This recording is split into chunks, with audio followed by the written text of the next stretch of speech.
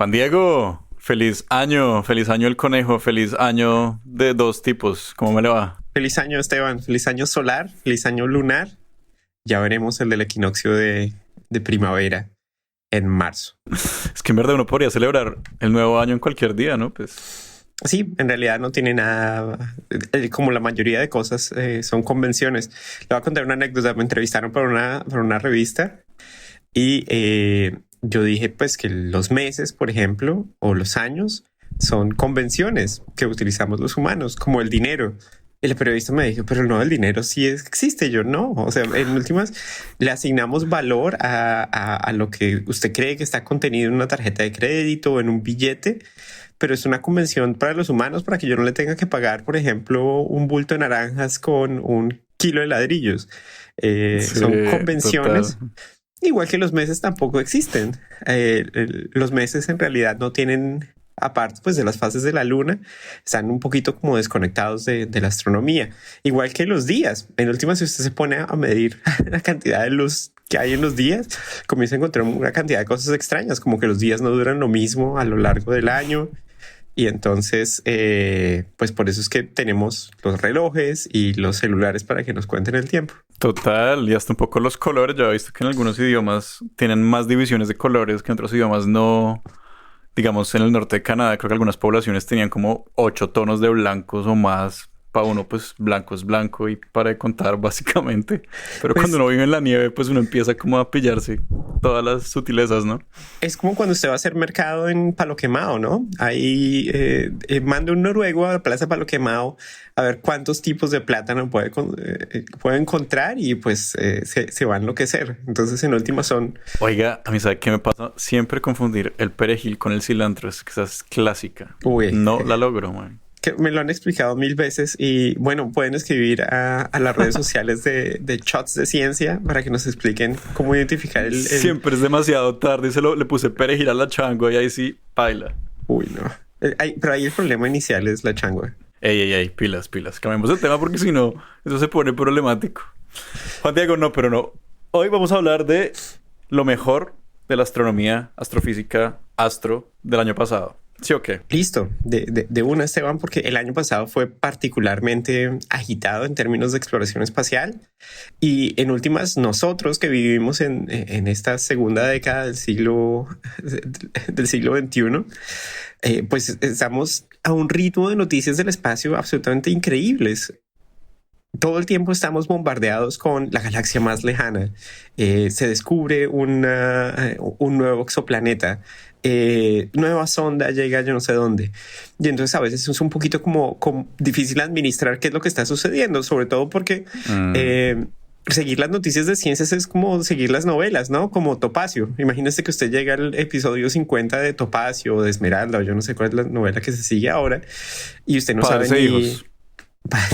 Bueno, siempre podemos confiar Que nunca padres- acaba.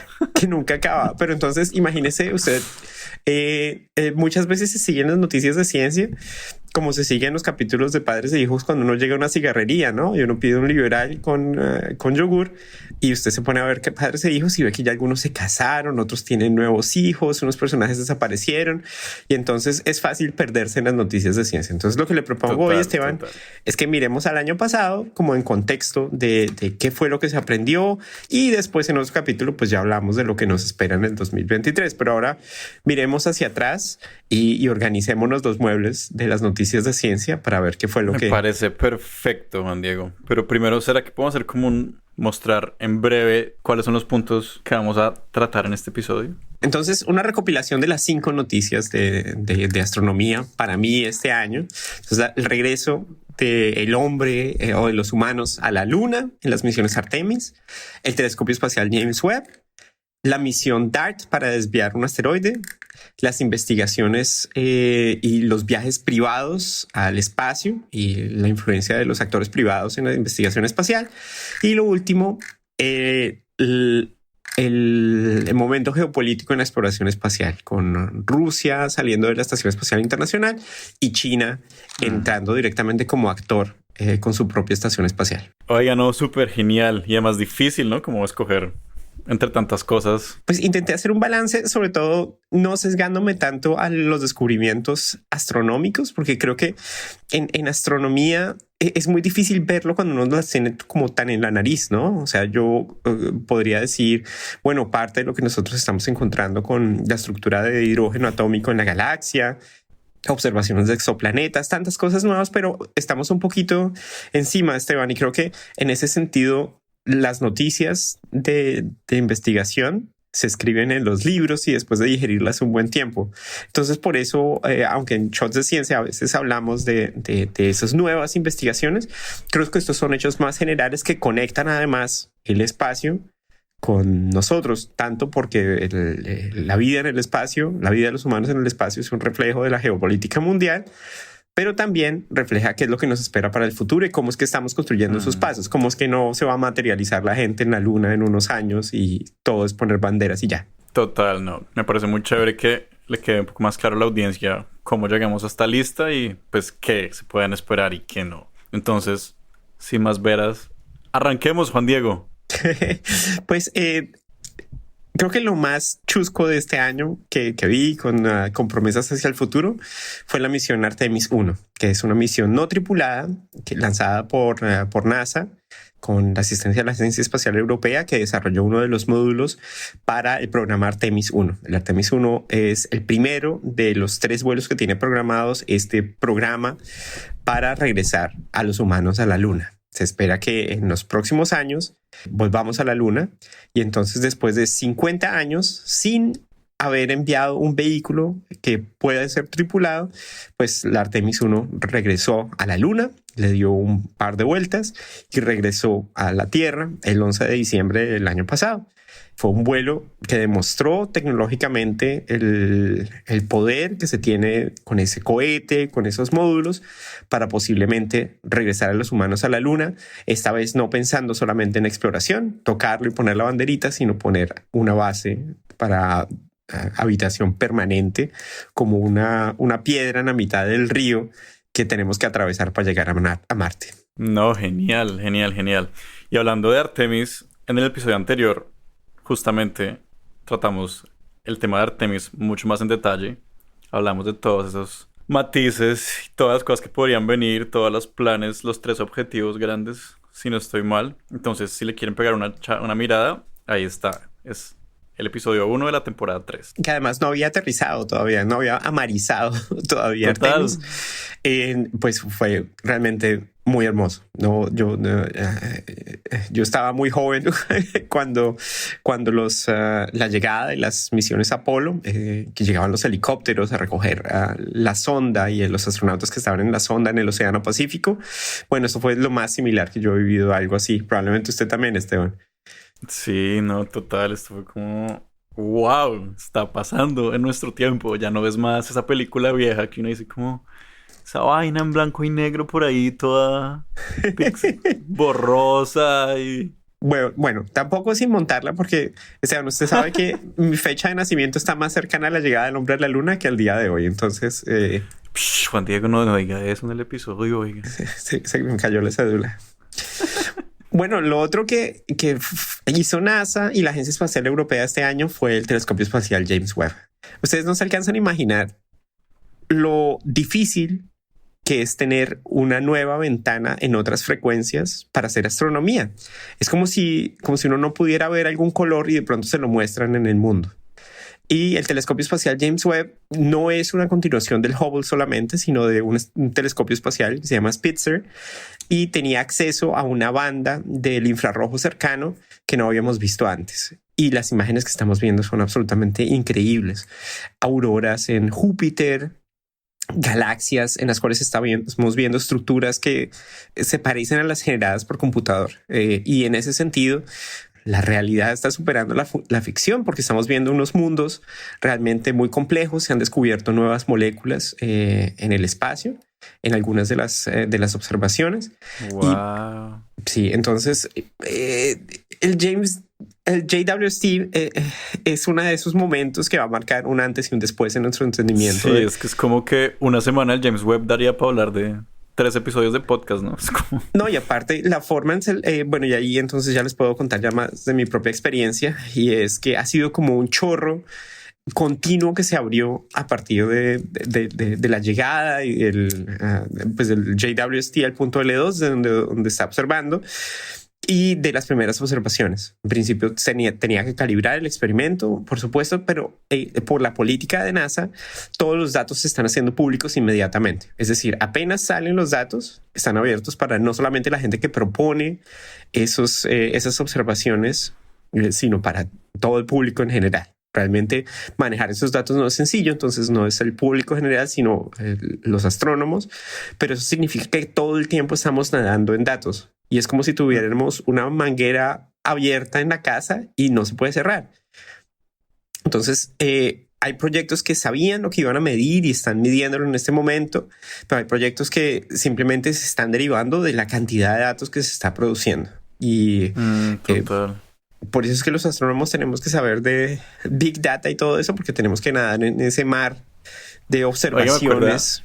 Me acuerda mucho a lo que pasa en biología con los precios de secuenciación de ADN tan baratos ahora, que tenemos un exceso de datos. El ejemplo que usted da de la manguera es perfecto. Es como hay tantos datos, que es como necesitamos cada vez más gente. Parce, por favor, coja alguna base de datos vieja, 100 gigas, analice eso. Claro, que creo que a veces se subestima la cantidad de datos que existen en este momento. Obviamente hay lugares comunes, ¿no? Cuando dicen los datos son el nuevo petróleo, o la ingeniería de datos es la profesión del futuro. Y es simplemente porque nunca antes en la historia de la humanidad habíamos medido tantas cosas en tantas áreas del conocimiento. Y si hay alguien que pueda conjugar todos esos datos y pues generar mejores modelos de la realidad y de cómo funciona el universo o la genética o cualquier otra área del conocimiento, obviamente pues va a ser una revolución tremenda. Sí, no, total. Así que espacio y cosas para hacer es lo que sobra, ¿no? Sí. Entonces estábamos hablando del James Webb. Y yo quería preguntarle, Juan Diego, para usted, ¿cuál ha sido como sus favoritas imágenes o descubrimientos del James Webb del año pasado? Pues yo creo que... Muy personal para usted. Muy personal. Las galaxias. A pesar de que yo trabajo en astrofísica galáctica, creo que poder ver una galaxia desde afuera le da un panorama tremendo. Es como vivir en Bogotá y ver por primera vez un mapa de Bogotá, ¿no? Yo sé, wow, bueno, esa es la topología en la que estamos viviendo. A lo mejor las galaxias externas no son iguales a la Vía Láctea, pero le da a uno una idea de la complejidad, pero también de la simpleza en las estructuras. Esas observaciones de las galaxias creo que han sido de las más impresionantes. Si las pueden mirar, vamos a poner los links en las notas del episodio para que le echen un ojo a esas imágenes. No solamente las que ya comentamos en el episodio sobre el James Webb, sino, como les dije, la manguera está abierta y siguen saliendo y siguen saliendo y siguen saliendo. Y tan solo esta mañana también otras imágenes de nubes en las que se están formando las estrellas, y es realmente increíble. Parte de mi trabajo, total, Esteban, es muy similar a acostarse en el pasto y mirar nubes. Lo que pasa es que a mí me pagan para estudiar la física de esas nubes y encajarlas como piezas del rompecabezas de los ciclos de materia y energía en la Vía Láctea. Pero gran parte de eso es visual, es entusiasmarse por esas imágenes y sacarle la física que tienen. Oiga, qué chévere. ¿Y tiene algún parque favorito para acostarse a ver las nubes? No, últimamente lo único que veo es el computador, Esteban, porque el mes de enero es de los más complicados para los astrónomos. Imagínense, tenemos propuestas para el telescopio espacial James Webb que se acaban esta semana. No les voy a decir en qué fecha estamos grabando el episodio, pero hay propuestas nuevas para el telescopio espacial James Webb. Propuestas de financiación para la Agencia Europea de Investigación, que es la próxima semana. Y ALMA, el observatorio en las montañas de los Andes chilenos, también abrió su convocatoria a nuevas observaciones. Entonces, ahorita el único parque que veo es el fondo de pantalla de mi computador. No, pero sí, es verdad. Además, ahorita en invierno no hay mucho parque que ver. Oiga, y volviendo al James Webb, Me acuerdo que tomó una foto, creo que fue de Neptuno, que se veían anillos que no se ven a simple vista, algo así. Esos anillos ya se conocían y realmente era una imagen de calibración. Júpiter tiene anillos, Saturno tiene anillos, Saturno es el de los anillos, mejor dicho, si le preguntan en un cóctel, es ¿Quién es el el de señor de los los anillos. anillos? Saturno. Pero Neptuno y Urano también tienen anillos. Wow, sí, no, esa imagen también me dejó bastante como descrestado porque nunca había visto a Neptuno así. Uno siempre le muestra a Neptuno como, pues, como bolas azules, Urano un poco más pálida, ya no me acuerdo muy bien cuál de los dos, pero siempre son como bolas muy homogéneas de color. Y en cambio la foto del James Webb es como esta vaina con anillos, así como wow. No sé, fue bastante descrestante para mí ver esa. Es parte como de ese momento manguera que estamos experimentando en este momento, ¿no? No termina uno de digerir el hecho que las galaxias se ven como se ven ahora, sino también ahora entonces le mandan a Neptuno con anillos como nunca los habíamos visto antes. Entonces, imagínese, en general la astronomía es uno de esos temas que uno ve en prekinder y ya, ¿no? Le enseñan a uno el orden de los planetas, le enseñan el Big Bang en 5 minutos y después las capitales de los departamentos de Colombia, ¿no? Aunque algunos congresistas no se las aprenden, Sí, me es como... pregunté. Es como esos de temas que son como el menudito del conocimiento básico. Ese realmente es el conocimiento que se está moviendo todo el tiempo. Es impresionante porque con el James Webb no solamente Sí, cambia la forma en que vemos el universo, sino incluso la forma en que vemos nuestro sistema solar. Entonces, eso que pensamos que es el conocimiento básico, el de los niños de jardín infantil, bueno, agárrese que ese es el conocimiento más sí. berraco de obtener y el que más No, rápido está cambiando. total. Y la otra vez me quedé mirando la imagen del James Webb de los pilares de la creación. Y es que es absurdo, o sea, uno se puede quedar de verdad mirando esa imagen. Tiene tanto detalle, como uno la amplía y es como cada centímetro cuadrado de esa imagen tiene, pues, pucha, millones de cosas, mini galaxias que uno empieza a ver y es como, no sé, la proporción de ver que hay tantas galaxias en tan poquito espacio es bastante como, wow, atemorizante de una forma, ¿no?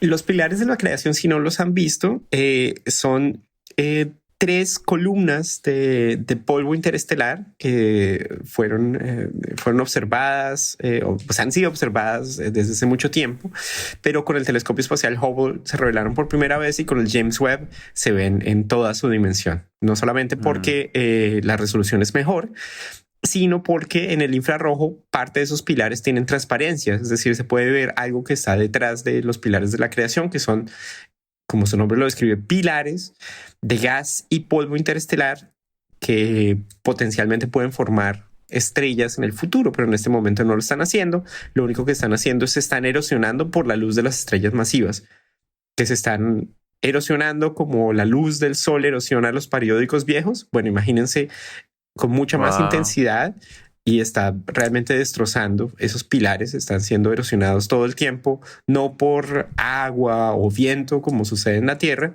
sino por luz. Wow. No, genial. Les vamos a dejar aquí en la descripción también la imagen de los pilares del James Webb para que la puedan ver y se puedan descrestar con nosotros. Y además, peguen una mirada a nuestros demás episodios. Tenemos creo que 3 episodios en que hablamos casi que exclusivamente del James Webb. 2 dedicados solo a sus primeras imágenes en detalle. Para que le peguen una escuchada también si quieren saber más de este increíble telescopio que para mí también parece una locura que esté de verdad allá. Or- como tomando fotos. Parece muy loco.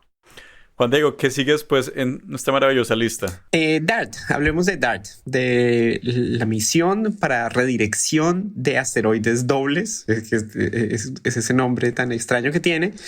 Y creo que esto fue la cristalización de algo que pensábamos que era ciencia ficción. Y era pensar que si algún día viene un asteroide a darnos en la cabeza, pues lo único que podemos hacer es colapsar la civilización como la conocemos. Pues resulta que no. La Podemos mandar a astronomía Bruce Willis. toma un equipo de petroleros y los manda con una nave espacial y la más completa irresponsabilidad. No, mentiras. No, ya tenemos, por lo menos, se convirtió en una realidad esa idea de poder desviar un asteroide. Fue el asteroide Didymos y su compañero Dimorphos. Es un sistema doble que lo que se hizo fue desviarlo. ¿Por qué un sistema doble? Pues porque no queremos sacarlo de su trayectoria y que en realidad si nos caiga encima a nosotros. Queríamos desviar ese asteroide más pequeño que estaba orbitando uno más grande para probar que sí podemos cambiar la trayectoria. Oiga, de un pero objeto. hablando de eso, sí me causa curiosidad. Si uno o sea, ¿hacia qué lo desviaron? ¿A qué tipo de trayectoria lo desviaron? A una trayectoria más excéntrica alrededor del mismo asteroide. Ok, o sea, sigue en órbita y va a seguir en órbita. Sigue en órbita, sí. No lo desviaron suficiente, pero entonces es comparativamente es como haberle lanzado una canica a un Twingo, ahora que el Twingo está de moda. Entonces... sí, como lanzar una canica a la Estación Espacial Internacional y hacerla su órbita un poquito más excéntrica o algo así, ¿no?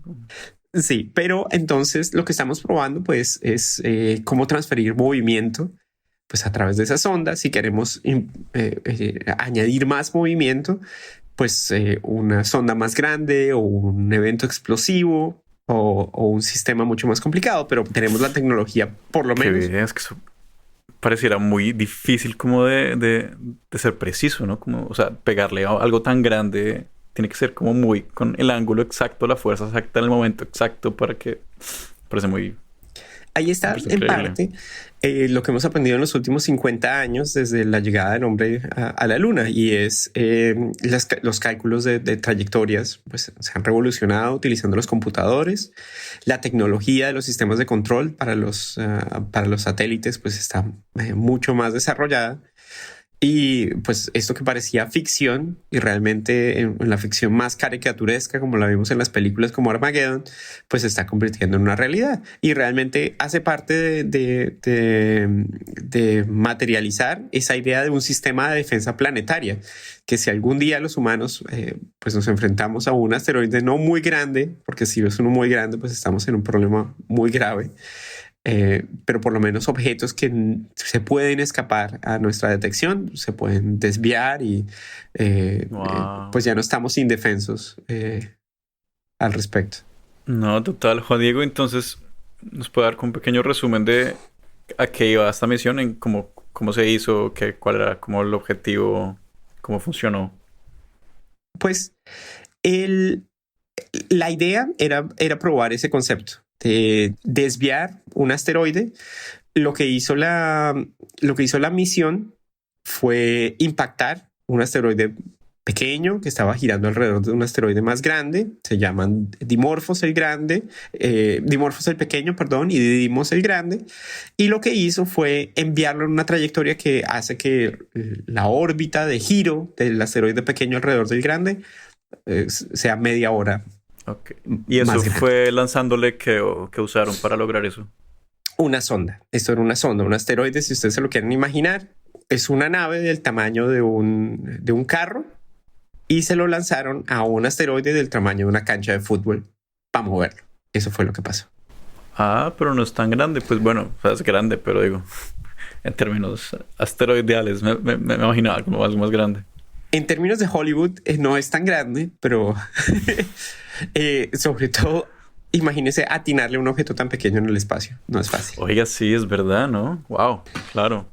¿Cómo sería pegar una cancha de fútbol en el espacio? Y entonces, ¿cuáles fueron los resultados que obtuvieron? Pues obviamente la sonda que lanzamos quedó desmaterializada, pero se logró desviar ese asteroide secundario a hacer su órbita mucho más lenta. Se logró la desviación de acuerdo al plan. ¿Y era tal cual como lo habían estimado, la desviación que lograron? Tal cual, dentro de los márgenes que se puede calcular. Ese sistema de defensa planetaria confirmó su primer éxito en su primera misión. Wow, pero eso suena súper bien, ¿no? Pues ahí vamos. El sistema de defensa planetaria realmente pues es un cuerpo de observaciones mucho más complicados que esto. No es solamente el satélite, sino es una red de observatorios a nivel mundial, pues que en este momento tiene ahora por lo menos un brazo operativo y es poderle lanzar una sonda a cualquier asteroide que nos esté amenazando. Listo, no, súper. Juan Diego, ¿qué sigue? Bueno, la siguiente es una noticia más de farándula, o sea, o de farándula o de millonarios en el espacio, no sé cómo ponerlo, porque hace algunos años cuando me preguntaron si era plausible eso que decían que Tom Cruise iba a hacer una película en la Estación Espacial Internacional, yo dije, nah, pues no es muy difícil. Ni Los por muy Tom vehículos, Cruise que sea, va a lograr ni eso, por ¿no? muy Tom Cruise. Bueno, resulta que por primera vez una tripulación civil llegó a la Estación Espacial Internacional. 3 astronautas civiles pagaron $55 millones cada uno para una misión de 17 días en la Estación Espacial Internacional. Allá les pusieron tarea, obviamente, les pusieron Barrer, proyectos de limpiar los investigación. inodoros, hacer comida. Ojalá fuera tan sencillo como eso. Cuesta tanto cada minuto en el espacio y aparte imagínese qué aburrición usted irse a meter en una lata de sardinas a 400 kilómetros de la superficie de la Tierra sin nada que hacer. Entonces todos tenían su tarea que hacer en esta misión Axioma 1, que pues es una de las misiones de SpaceX. Todos llevaron ese nuevo traje tan particular que tienen ahora los astronautas de SpaceX, pero entonces se abre esa ventana para que astronautas puedan llegar a nuestra presencia. No sé por qué me permanente. imagino a los astronautas de la Estación Espacial Internacional como diciendo como, ah, carajo, nos llegaron los turistas. Pues es muy, es muy interesante pensar en cómo es el balance entre apertura al público pues de una estación de investigación como la Estación Espacial Internacional y ese grado de aburrimiento que usted puede tener cuando llegan los turistas, ¿no? Porque entonces, en últimas, hacerlo asequible a más gente significa, aunque claro, asequible es al que pueda pagar 55 mil millones de dólares, ¿no? Pero Mm. pues bueno, igual es un viajecito, pero le da visibilidad a los proyectos que se están desarrollando ahí, pues que en últimas es nuestra presencia permanente en el espacio. Creo que algo que hacemos es dar por obvio el hecho que podemos enviar humanos más allá de la atmósfera de la Tierra. Y este es el único lugar del espacio hasta ahora en el que tenemos presencia permanente fuera de nuestro planeta. Entonces, en últimas, Mm. es parte de ese desarrollo Sí. que en Y este hasta de pronto momento podría tienes. ayudar como a financiarla, ¿no? También. Pues es parte de lo que se está buscando en estos momentos. SpaceX, la empresa en la que participa Elon Musk, que ahora tiene problemas más grandes con Twitter, pues en últimas es un gran actor de las misiones con las que se busca volver a la Luna. Los módulos de aterrizaje en la Luna, pues de alunizaje, son módulos que se espera que desarrolle SpaceX con ese gran contrato que tiene SpaceX con la NASA, que está generando una disputa muy grande con Jeff Bezos. Ese es un proceso legal que en este momento tiene peleados a Jeff Bezos y a Elon Musk por el derecho a participar en esa misión espacial. ¿Qué tan sostenible es eso? ¿Cómo esas empresas pueden financiarse? ¿Cómo es esa financiación a largo plazo? Es muy difícil saberlo.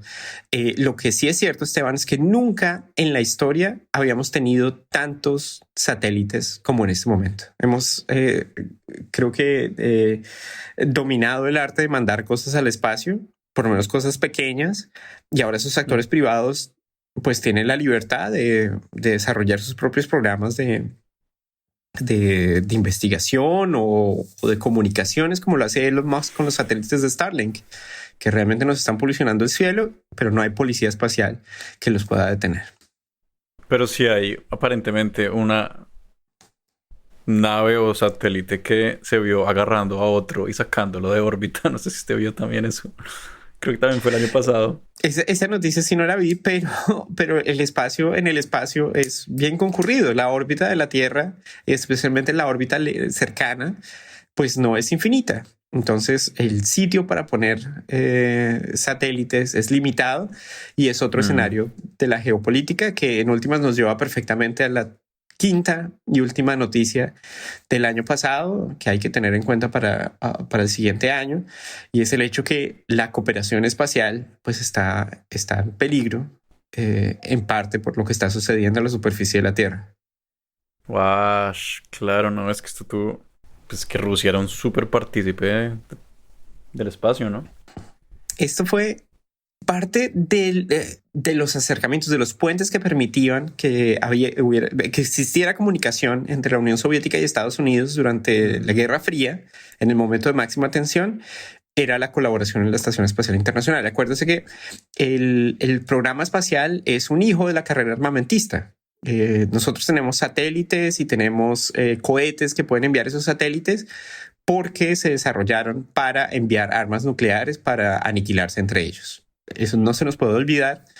Suena un poco crudo, pero en últimas ese gran desarrollo espacial que se tuvo tenía motivos armamentísticos, motivos de miedo en las dos naciones, y en últimas lo único que los pudo poner de acuerdo en algunos puntos era la ciencia, por ejemplo en Antártica, la preservación de Antártica, y en el espacio la conexión de las misiones. Entonces hay misiones desde comienzos de los años 80 en las cuales se acoplaban equipos soviéticos y de los Estados Unidos, y Rusia, a través de Roscosmos, era uno de los principales actores en la Estación Espacial Internacional. No solamente porque la mayoría de los astronautas que van a la Estación Espacial Internacional lo hacían a través del cosmódromo de Baikonur y de los vehículos de Roscosmos, de los vehículos rusos para ir al espacio. Por eso los astronautas como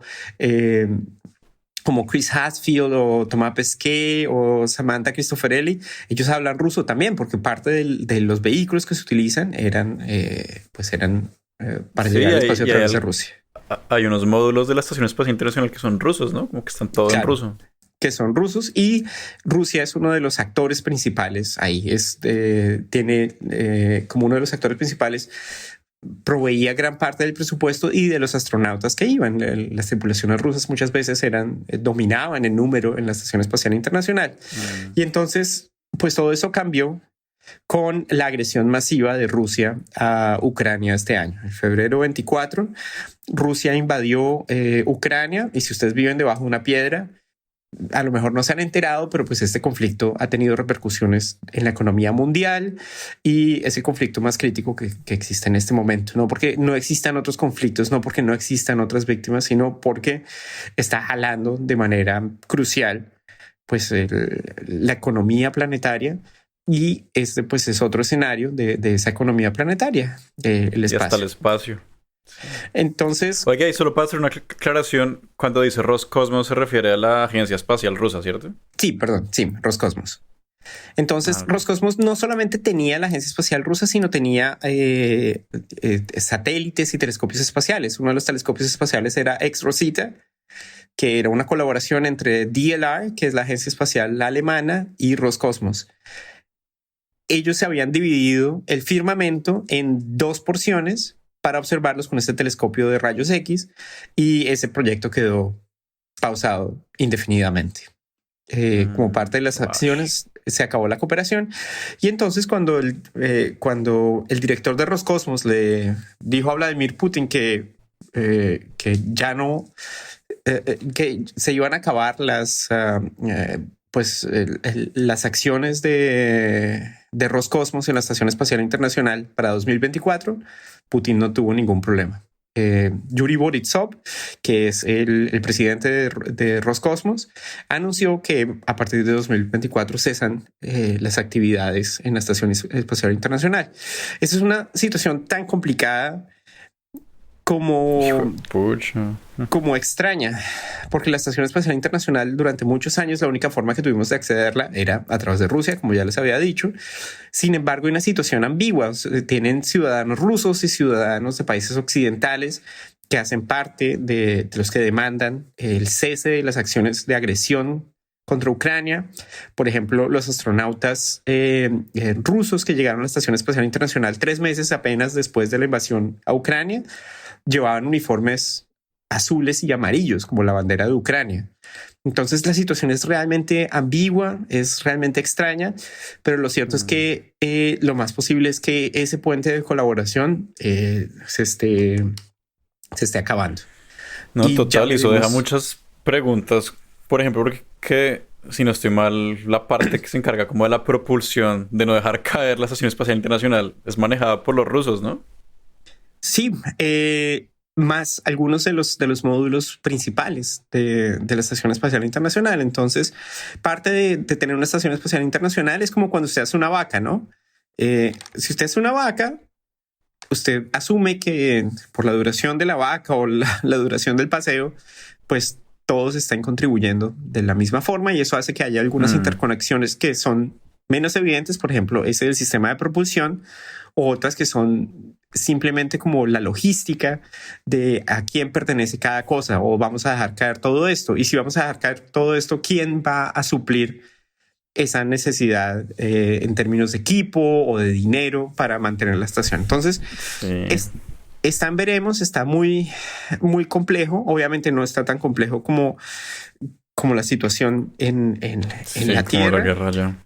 Pero creo que es una buena forma de tomar el pulso a cómo está la situación en este momento en el mundo. Y estas colaboraciones cada vez son más complicadas.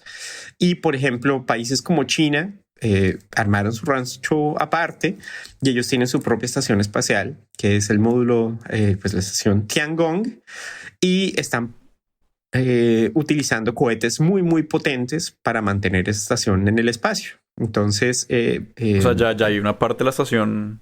Ya hay una parte de esa estación. Sí, ya hay una parte de esa estación que está funcionando. Ha estado llevando módulos. Todavía no tiene astronautas, pero lo que sí es cierto es que esos módulos están siendo llevados por ese cohete que se llama la Larga Marcha. Se sabe como los Saturno 5 del programa Apolo, ahora el sistema de lanzamiento espacial del programa Artemis. Bueno, resulta que ellos le pusieron los Artemis de la Agencia Espacial Europea. Bueno, ellos le pusieron el cohete Larga Marcha, y esos son unos cohetes que tienen unos segmentos muy grandes y han estado cayendo y han hecho noticias de vez en cuando. Ya 2 veces en este año han caído trozos de esos cohetes grandes que tiene. ¡Qué video! que tiene China. Entonces ya cayó uno en las Maldivas. Cayó uno en la India. Estamos acostumbrados a que esos son riesgos calculados, pero bueno, nos están lloviendo pedazos de cohetes y pues es cuestión. Sí, no, qué video. Es cuestión de probabilidad. Oiga, sabemos algo de la intención de China, como de que su estación espacial coopere con otras naciones o algo así. ¿Se ha hablado de algo, sabe? Hasta ahora es casi unilateral.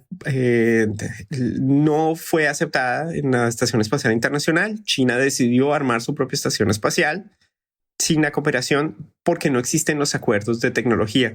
China y Estados Unidos tienen desacuerdos grandes en cuestiones de propiedad intelectual.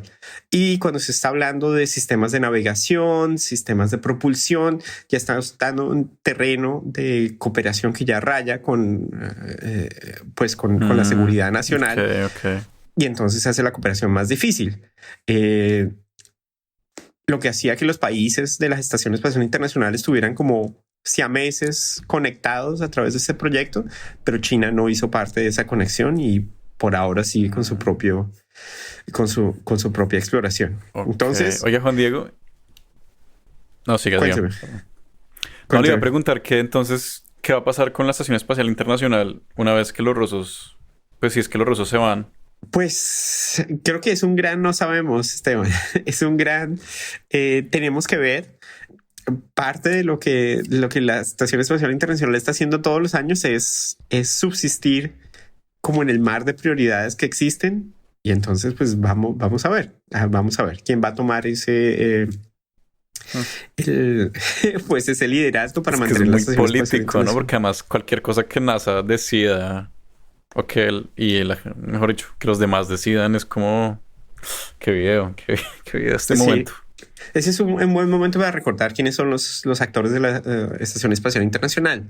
NASA, por los Estados Unidos, la Agencia Espacial Canadiense, CSA, la Agencia Espacial Europea, ESA, que tiene contribución de 24 países europeos, y la Agencia Espacial Japonesa, que dio el módulo ese tan bonito desde donde se toman las fotos. Ese lo dio la Agencia Espacial Japonesa. Entonces... Wow. Sí, no, bueno saber eso. Y pues ojalá alguna noticia cambie. Ojalá se acabe las agresiones en Ucrania pronto y podamos retomar también cooperaciones en el espacio, ¿no? Sí, Esteban, y de todos modos lo que sucede en el espacio no deja de estar conectado con, con lo que hacen los humanos en la Tierra y no Sí. viceversa. En este caso, pues vamos a ver, vamos a ver. No, Juan Diego, pues súper, igual, muy chévere esta recapitulación del año pasado. Creo que ya hay mucho para los oyentes para desglosar y muchos episodios adicionales de explorar. Y si se nos pasó alguna o si ustedes a lo mejor piensan en alguna noticia que se nos olvidó tratar aquí, si ustedes tienen algún favorito hecho favorito del espacio, pues nos cuentan en las redes sociales de Shots de Ciencia o en Twitter en @JuanDiegoSoler. Podemos seguir esta conversación. Nos cuentan qué hecho del espacio les pareció relevante en el 2022, cuáles son los que están esperando en el 2023, porque todo esto continúa. Y seguimos hablando en los shots estelares de Shots de Ciencia. Exacto. Entonces comparten cuáles fueron sus momentos o cosas favoritas del año pasado en astronomía y nos cuentan. Muchas gracias a todos los oyentes y muchas gracias, Juan Diego. Esteban, con mucho gusto. Hasta la próxima. Hasta la próxima. Chao, chao.